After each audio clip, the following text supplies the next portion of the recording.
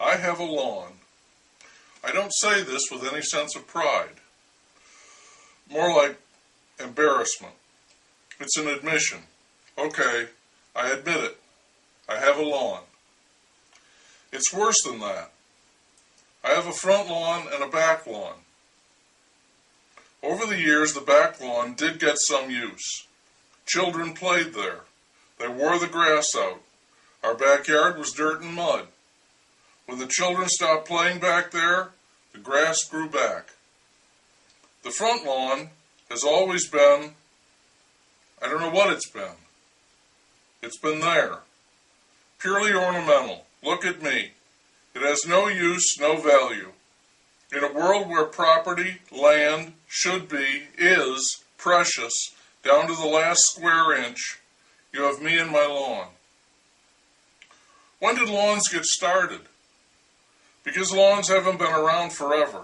The Indians didn't have lawns. If you think I'm going to blame lawns on stupid white people who settled this country, you're probably right. But I wonder when it started. I don't see pioneers with lawns. They were too busy scratching out a living to have a lawn. A lawn is a sign of luxury. I think British aristocracy and maybe the French royalty too, with their castles and palaces and gardens, also had lawns to show off to the commoners how much land they could waste. I think here in America, lawns really took off after World War II. The soldiers came home, they got married, they worked for big companies, they bought little houses, raised a family, and they had lawns. As you may have guessed, I'm not a big fan of lawns in general, and I have a particular dislike for my own lawn. Every year, year after year, my useless lawn requires an amazing amount of work. I try to keep this to a minimum, but it's still a lot of work. Because I ignore it as much as possible, my lawn looks like crap, announcing to the world, here is a person who does not love his lawn. The most obvious problem with the lawn is that the grass grows and it's got to be cut. So if you have a lawn, you have a lawnmower. I dislike lawnmowers more than I dislike lawns. When you buy a car and you have trouble with it, they call it a lemon. I've had decent luck with cars, but lawnmowers? What junk. They don't last. You spend more time trying to fix them than you do mowing the flippin' lawn, and finally you wise up and you stop buying the really cheap mowers and you get some serious jack into this awful thing that you wished you never owned in the first place. Now I know I'm in the minority on this. Many people love their lawns. They spend a lot of money and time on their lawns and they do so happily. They're squires. They take great care of their estates. The street I live on, all the people are squires. They're proud of their lawns. They don't just cut the grass, they tend it. And they don't just own mowers. They've got an arsenal. They've got weed whackers and edgers and blowers and spreaders. They help support the multi-billion-dollar lawn care industry. Some of them outsource it. They have lawn crews do all the work for them.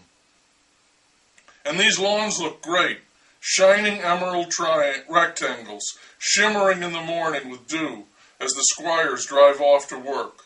The squires cut their lawns and they bag the grass clippings and they throw them away. It's garbage. So the lawn is not just a frivolity, a useless plot of land. It also produces garbage, yard waste.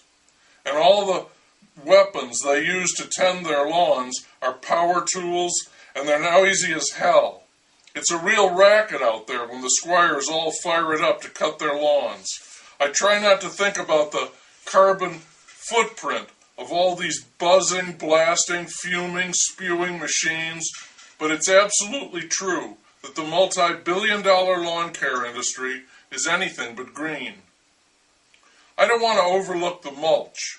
Bags and bags of mulch, truckloads of mulch. Mulch is the landscaping equivalent of Muzak.